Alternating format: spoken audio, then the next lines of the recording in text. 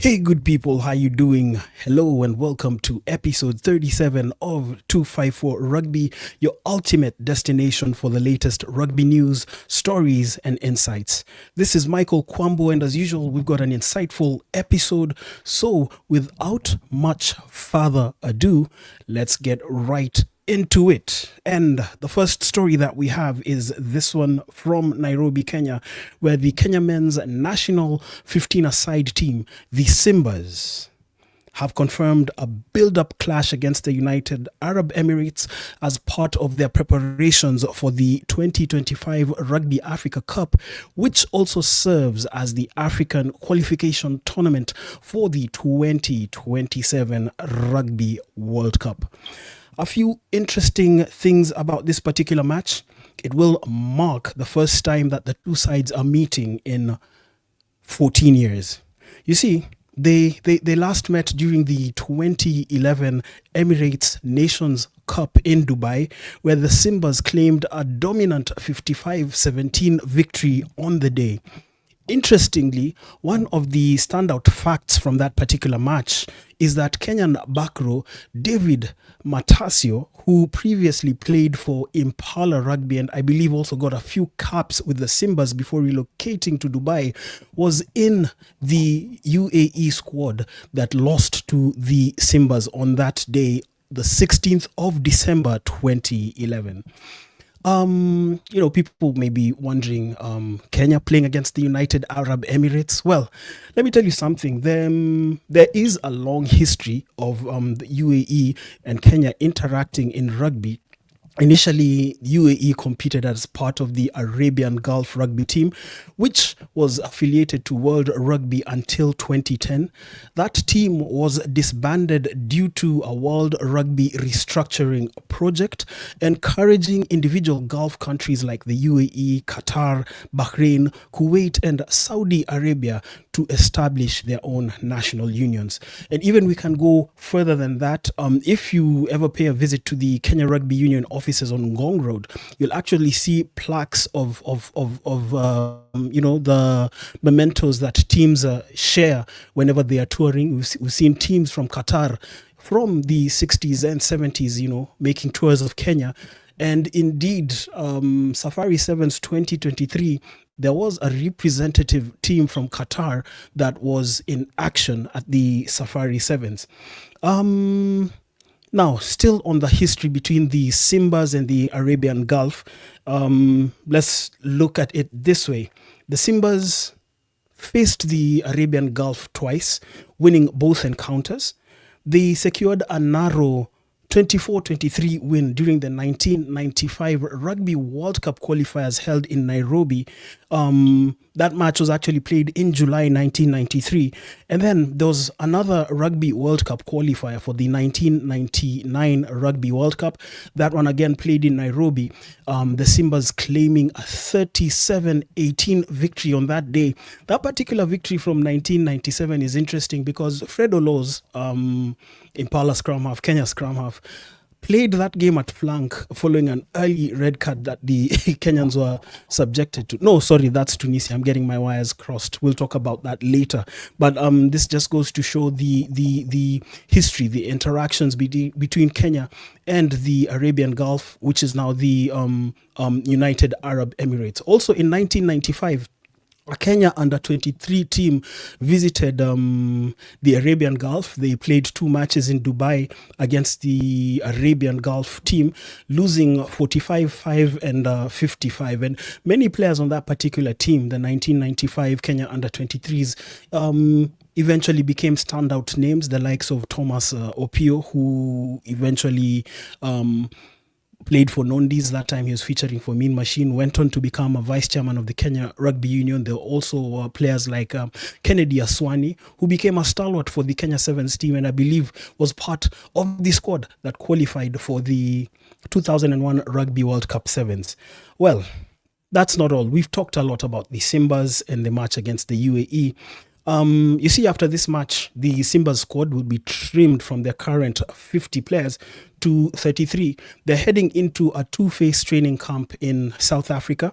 Phase one between 28th May and 22nd June. This is in partnership with Western Province.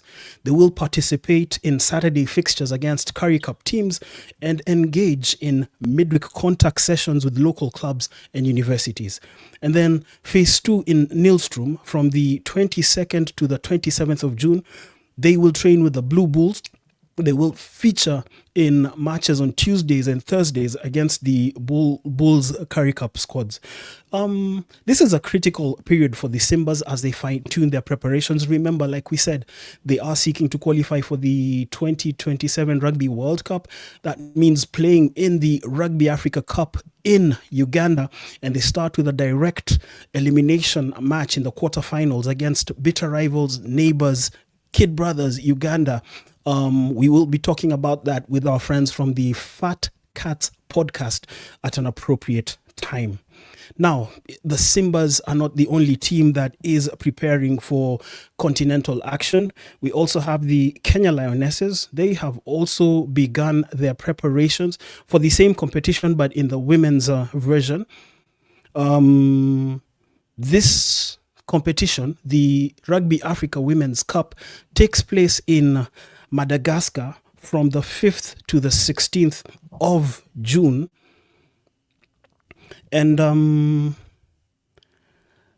I think, quite a number of players were called up for trials, all of them vying for a place in the provisional squad. Some of the players that we see there include Janet Okello, the first Kenyan female player to play professional rugby in Japan. We also do have a number of stalwarts from the Kenya Sevens side, the likes of Grace Okulu, the likes of Sheila Chajira. We also have some stalwarts of the 15s game like Enid Auma, who has captained the team on previous occasions. So what's in store for the Lionesses? 3 fixtures. They start against the hosts Madagascar on the 7th of June, and then they take on South Africa 4 days later on the 11th of June before winding up again against the Ugandans, the Lady Cranes, on the 15th of June. It is an exciting competition, and we will look to keep you up to speed with the latest updates as the Lionesses battle for continental glory. Now, we all know what happened a few weeks ago. World Rugby making that decision to reconstitute the World Rugby Sevens series. It has elicited a lot of reactions. Not the kind that World Rugby expected. The uproar continues. And from Kenya, the Rugby Patrons Society have officially petitioned World Rugby, expressing their concerns over the restructuring of the World Rugby Sevens series. The RPS highlights the lack of stakeholder consultation, the sudden exclusion, of Kenya's men's and women's sevens teams, and reduced opportunities for developing teams. Their demands are clear: reinstate the original 25-26 structure, establish a global sevens advisory council, and ensure fair representation for all continents. A critical issue for the global rugby community, and we'll be watching this one closely. But for the uninformed, this is what happened. The World Rugby Sevens series was reconstituted a few seasons ago from its original 16 teams to a 12-team format. This was obviously done with the aim of exposing the women to the same kind of competition that the men play. 12 teams, you play over a period of time during the year, and there is promotion and relegation. So how the promotion works is that the teams from positions 9 to 12 play off against the top 4 teams from the Challenger Series. That has been the case, and that is how Kenya, for example, got promoted back into the series after being relegated at the close of the 2022-2023 season. They worked their way, winning their qualifiers in the Challenger Series in Madrid in 2024, and literally doing the same in Los Angeles this year. But on the eve of the tournament in Los Angeles, World Rugby came up with the announcement that the World Rugby Sevens series from 2025-2026, which is just in a few months' time, is going to be an 8-team contest, and the 4 teams that finished in positions 9 to 12 will be joined by 2 other teams in what is now being called the World Rugby Sevens Series Division 2. No problem with that. It's just that how they executed it, really draconian, Machiavellian. They claim that there was consultation, but there wasn't any consultation. And it's leading to drastic actions that we are going to talk about. The reason we say that is because, still reeling from this news, Ireland have disbanded their men's Rugby Sevens program. Direct result, if you ask me, of the reconstitution of the World Rugby Sevens series by World Rugby.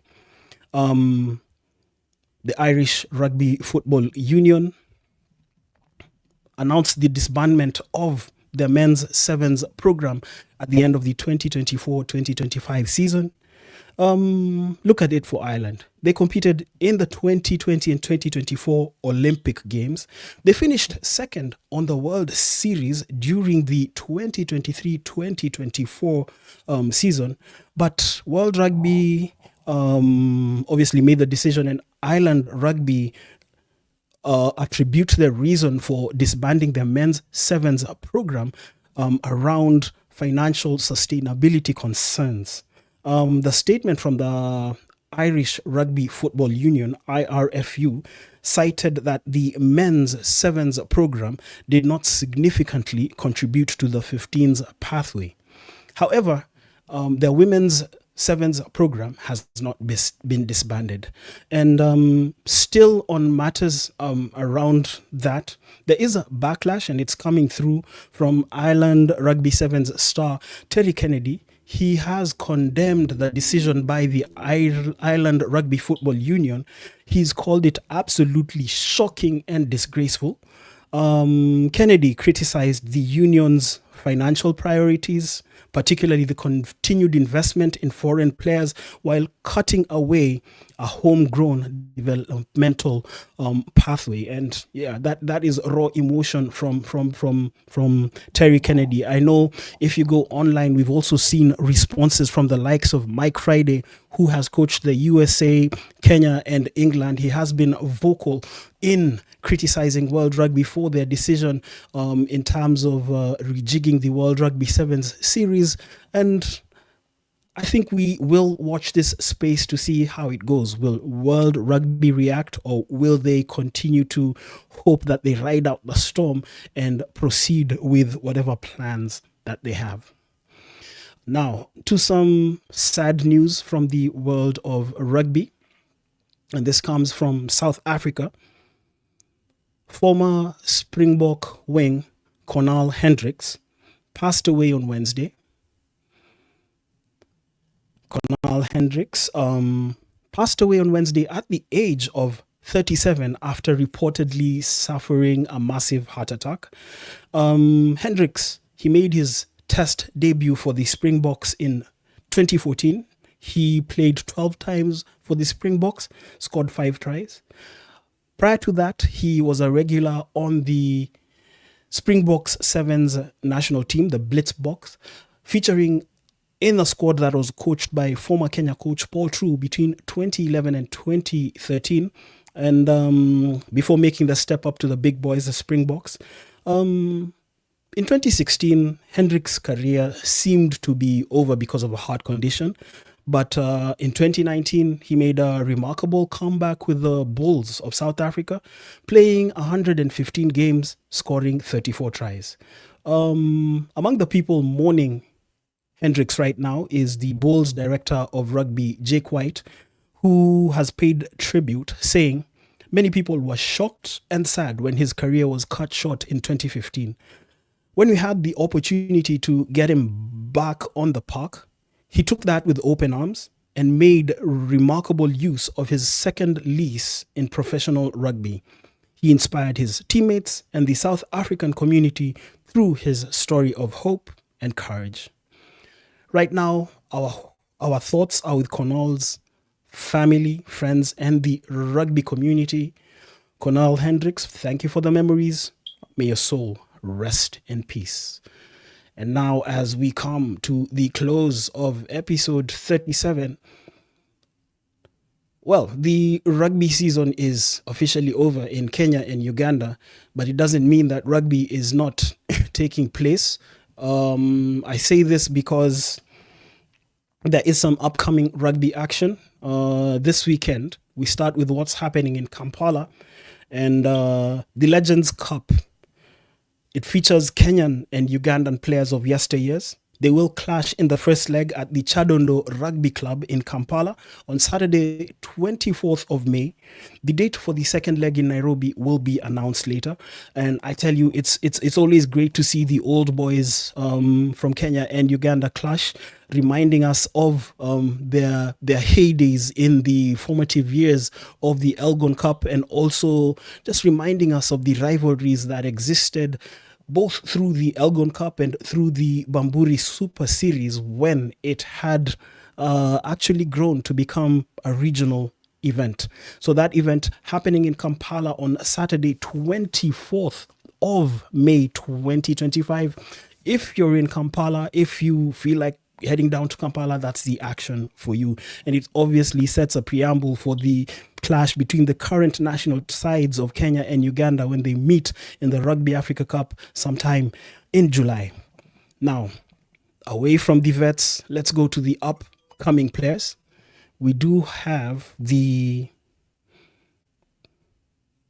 Grassroots Rugby Festival that is hosted by the Rugby Patrons Society. This festival will take place on Sunday, 25th of May at the Kibiko Primary School in Ngong from 9 a.m. to 4:30 p.m. Boys and girls will play in the under 10, under 13, under 15, and under 18 categories. Entry is absolutely free. How about, heading down there to see the next crop of rugby stars. And obviously, if you are a rugby junkie, there is something to look forward to. Well, this has been episode 37 of 254 Rugby. Looking forward to see you soon with another episode of 254 Rugby. We've got a few things coming up. We do have some special guests in a future edition of 254 Rugby. Look out for that. But for now, as always, thank you for watching. Thank you for the support. Like, subscribe, share, give us feedback on what you feel that we need to do to improve, what we need to add or omit. As always, it's always great to hear from you. Catch you again next time. This is Michael Kwambo signing out. 254 Rugby. Thank you, as always.